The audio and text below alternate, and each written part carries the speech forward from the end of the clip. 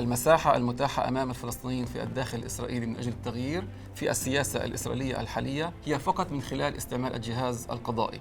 أي مس في هذا الجهاز يؤدي بالضرورة إلى المس في حقوق المواطنين في هذه الدولة. كوننا أقلية داخل حدود الدولة، تمثيلنا في الكنيست محدود من ناحية العدد وبالتالي القدرة على التأثير، وفي ظل حكومة تتبنى أجندة فاشية استيطانية، المخطط اللي راح يمنع المحاكم من لجم الكنيست والحكومة هو عبارة عن وصفة لكارثة. مكانتنا القانونية موجودة في هذه النقطة، قانون القومية وقوانين أخرى. اليمين يريد أن يسيء في مكانتنا هذه إلى أقصى اليمين في كل تطور في داخل إسرائيل. مكانتنا القانونية ومكانتنا السياسية ومكانتنا بمواضيع أخرى ستسوء. حتى اليوم كان الوضع الأقلية العربية سيء جدا بسبب سياسة التمييز العنصري حتى داخل الجهاز القضائي.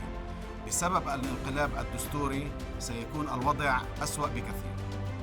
واضح أن الجماهير العربية كانت ضحية العنصرية، سياسات التمييز، وأيضا الجهاز القضائي من 48 لليوم. مع التغييرات المقترحة سيصبح الوضع أكثر سوءا.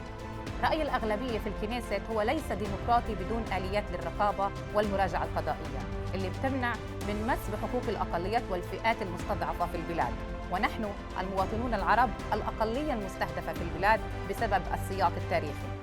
في ال20 سنة الأخيرة سنت الكنيست بالأساس قوانين تضر بالفلسطينيين والعرب. استطعنا تغيير 30% من هاي القوانين عبر المحكمة العليا. الآن بعد الانقلاب القضائي لن نستطيع تغيير أي قانون عنصري سيتم سنه في الكنيست.